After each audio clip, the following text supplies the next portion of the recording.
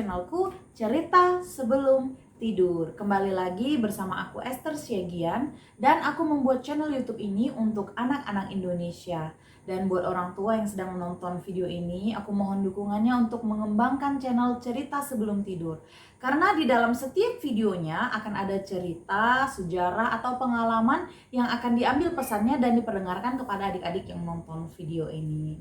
Dan juga jangan lupa untuk like, komen, dan share video ini. Jangan lupa untuk subscribe supaya kalian jangan ketinggalan video-video terbaru dari channel Cerita Sebelum Tidur. Oke, tanpa berlama-lama lagi kita akan mulai ceritanya.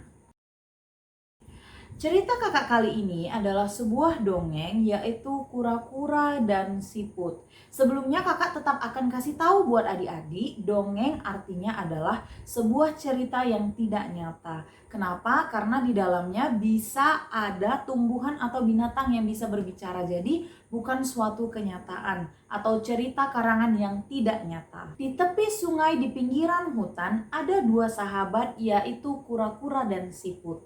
Kura-kura dan siput adalah hewan yang jarang berbicara, jarang ngobrol dengan teman-teman yang lain seperti kelinci, gajah, jerapah, atau binatang-binatang lain yang ada tinggal di hutan. Nah, adik-adik, kalian tahu siput dan kura-kura takut untuk berteman dengan teman-temannya yang lain. Kenapa? Karena mereka selalu diejek. Siput dan kura-kura ini selalu dikata-katain adalah hewan yang paling lambat. Jadi kelinci, gajah merasa kalau mereka ini tidak selevel dengan kura-kura dan juga siput. Suatu ketika, siput dan kura-kura berjalan di tengah hutan untuk mengumpulkan makanan. Ketika mereka sedang berjalan, mereka melihat dari kejauhan ada gajah, jerapah, kelinci, dan juga kancil yang sedang tertawa. Mereka sedang mengobrol bersama. Nah, kura-kura berkata kepada siput, "Siput, lihatlah mereka sangat bahagia. Mereka bisa tertawa, berbicara bersama. Kenapa kita tidak bisa bergabung dengan mereka?" Lalu siput berkata kepada kura-kura, "Kura-kura, bukannya kita ini tidak bisa bergabung dengan mereka, tapi mereka sering ngata-ngatain kita. Mereka sering mengejek kita. Tapi kalau kamu mau, ayolah kita jalan ke sana, kita ajak mereka berbicara." Lalu kura-kura dan siput berjalan menuju hewan-hewan lainnya. Ketika mereka sampai di sana, mereka langsung diejek oleh gajah dan juga jerapah. "Hai kura-kura dan siput, kenapa kalian datang ke sini? Di sini bukan tempat kalian. Di sini nggak cocok untuk kalian. Kalian itu adalah hewan-hewan yang lemah. Kalian sangat lambat. Kami tidak selevel dengan kalian. Pergilah." Datang kancil berkata, "Lihatlah, aku bisa melompat, tapi kalian tidak bisa. Kalian tidak selevel dengan kami. Kami bisa berlari kencang, kalian tidak bisa. Kalian adalah hewan-hewan yang lambat. Jangan dekat-dekat dengan kami. Kami tidak suka." Pada saat itu, siput menjadi marah. Dia berkata, "Hei kalian, apakah kalian tidak memiliki kekurangan dalam hidup? Kalian tidak boleh mengecilkan kami. Kami juga adalah makhluk ciptaan Tuhan." Tapi mereka tidak mau mendengarnya. Hewan-hewan lain itu sangat sombong. Mereka terus mengejek kura-kura dan siput. Akhirnya, kura-kura pun mengajak siput untuk pergi. Keesokan harinya, ada suatu badai yang terjadi di pinggiran hutan. Dan ketika itu, hujan turun dengan sangat lebat, sehingga air sungai sudah mulai naik. Semua hewan-hewan yang ada di pinggir sungai itu sudah mulai menjauh ke arah yang lebih tinggi, ke tempat yang lebih tinggi. Tetapi siput dan kura-kura masih saja santai karena mereka bisa berada di air. Pada saat itu, kelinci, gajah, jerapah, kancil, mereka berlari supaya mereka tidak terkena air yang sudah mulai naik dari sungai. Dan pada saat itu adik-adik, karena hujan turun dengan lebat, angin juga begitu kencang, ada satu pohon yang tumbang pada saat itu dan mengenai kelinci. Kakinya tertimpa oleh batang pohon. Dia terus berteriak, "Gajah, gajah, tolonglah aku. Jerapah, tolonglah aku sedang terjepit, aku tidak bisa berlari." Tetapi teman-temannya meninggalkannya karena mereka tidak mendengar teriakan kelinci. Mereka cepat-cepat berlari supaya mereka tidak terkena air. Kelinci terus berteriak, tetapi tidak ada yang menolongnya. Dan akhirnya air pun sudah mencapai ke arah pohon di mana kelinci tadi tertimpa. Karena air sudah naik, batang pohon itu pun ikut mengapung. Jadi kelinci jadi selamat. Dia sudah terbebas dari batang pohon, tetapi kakinya terluka, sehingga dia sudah tidak sanggup lagi berlari ke arah teman-temannya. Pada saat itu air semakin tinggi, dan kelinci pun menjadi tenggelam. Karena tenggelam dia berteriak lagi, tolong, tolong, tolong, tapi tidak ada yang mendengarkan. Setelah itu adik-adik, kalian tahu apa yang terjadi? Yang terjadi, lewatlah kura-kura dan juga siput. Adik-adik tahu kan, kura-kura bisa berenang dan siput ada di tempurungnya kura-kura. Mereka berenang ke arah kelinci dan kura-kura menyuruh kelinci untuk naik ke atas tempurungnya sehingga kura-kura bisa berenang dan menyelamatkan kelinci. Akhirnya mereka pun selamat. Dan semua hewan-hewan itu berkumpul lagi di tengah hutan, di mana akhirnya semua hewan pun selamat. Kelinci juga selamat, diselamatkan oleh kura-kura. Pada saat itu semua hewan menyadari bahwa semua kita memiliki kekurangan. Mereka tidak bisa berenang. Ketika air sudah naik, mereka takut dengan air itu. Tetapi kura-kura dan siput tidak. Mereka bisa selamat dari air tersebut. Keesokan harinya, air pun sudah surut. Hewan-hewan ini melihat bahwa semuanya hutan ini sudah menjadi rusak. Mereka tidak memiliki tempat lagi untuk mencari makanan. Ketika itu mereka sangat bingung. Dan berkatalah siput, teman-teman, apakah kalian tahu rahasiaku? Ternyata siput memiliki rahasia.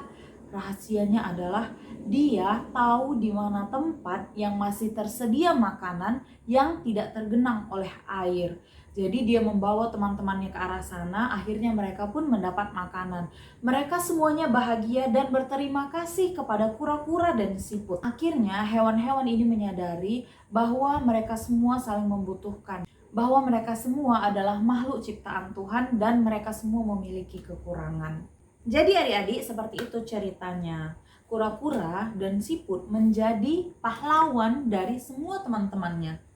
Akhirnya semua teman-temannya bahagia.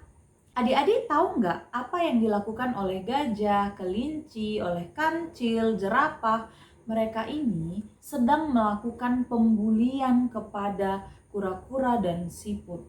Padahal mereka sama-sama makhluk ciptaan Tuhan. Membuli artinya kita mengejek atau menghina orang lain dengan kata-kata kita atau dengan sikap kita.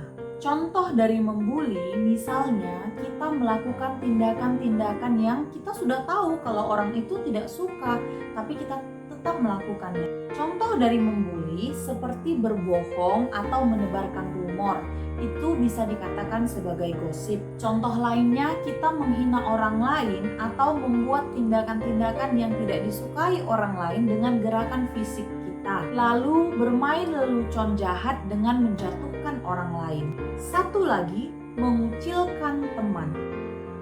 Itu adalah tindakan-tindakan yang tidak boleh kita lakukan. Adik-adik, itu namanya membuli orang lain. Misalnya, kita memanggil teman kita dengan sebutan si hitam, si jelek, si pesek, itu tidak baik. Kenapa? Karena kalau orang lain mengata-ngatain kamu juga nggak akan suka. Jadi tidak boleh mengata-ngatain orang lain, tidak boleh mengejek orang lain. Tapi kak, kan hanya bercanda, kami udah dekat kok, kami kan sahabat, kami sohib kak. Tapi hal-hal yang seperti itu adik-adik tidak boleh dibiasakan. Kenapa? Karena ketika kamu biasa, kamu sudah tidak sadar ketika kamu mengejek atau mengusik orang lain. Dan akhirnya setiap kamu ketemu sama orang lain, kamu akan lihat, wah dia kurangnya ini ya, ih dia tambah jelek ya, tambah gendut ya, si miskin, jangan dekat-dekat deh, kita nggak level. Kamu tidak boleh melakukan itu. Atau ketika ada temanmu yang datang, kamu nggak suka, tapi kamu membuat ekspresi, tidak boleh. Kalau kamu memanggil teman-temanmu yang lain agar teman yang tidak kamu sukai itu tidak memiliki teman, tidak boleh. Semua hal yang kita lakukan harus kita pikirkan lebih dahulu. Apakah kita menyakiti hati orang lain? Apakah kita menyakiti hati teman kita? Membuli itu bukanlah suatu hal yang keren. Membuli itu bukanlah suatu hal yang hebat. Ketika kamu sering atau kamu kebiasaan membuli orang lain, kamu akan terbentuk menjadi pribadi yang tidak disenangi oleh orang lain. Kenapa? Setiap ketemu dia aku, gak enak banget. Masa aku setiap datang dia bilang, kamu tambah jelek ya, kamu tambah gendut ya, kan gak enak. Jadi akhirnya apa? Akhirnya kamu juga gak disenangin oleh orang lain. Kenapa kakak bilang kamu juga gak boleh membuli? Mulai dari sekarang adik-adik, kakak mengajak kamu untuk tidak mengejek orang lain.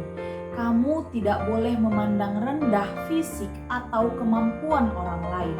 Karena setiap orang memiliki kekurangan dan kelebihan, dan kesempurnaan itu hanya milik Tuhan. Dan buat adik-adik yang sampai saat ini masih merasa dirinya sering dibully, sering diejek, sering dikucilkan oleh teman-temannya, kamu boleh bilang sama teman kamu, aku gak suka kamu giniin, aku gak mau kamu giniin.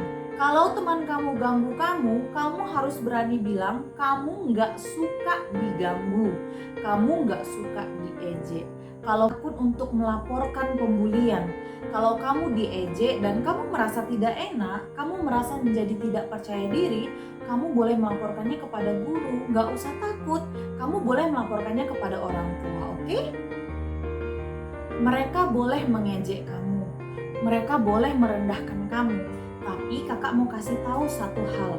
Kamu tidak perlu membalas orang yang mengejek dirimu. Kamu hanya perlu memiliki kerendahan hati. Maafkan orang yang telah mengejekmu. Lalu lakukan apa? Simpan ejekannya di dalam hatimu dan jangan simpan menjadi dendam. Tapi ubahlah ejekan itu menjadi suatu semangat supaya kamu berubah menjadi orang yang lebih baik. Kalau dia katakan kamu jelek hari ini, kamu akan berubah menjadi lebih baik.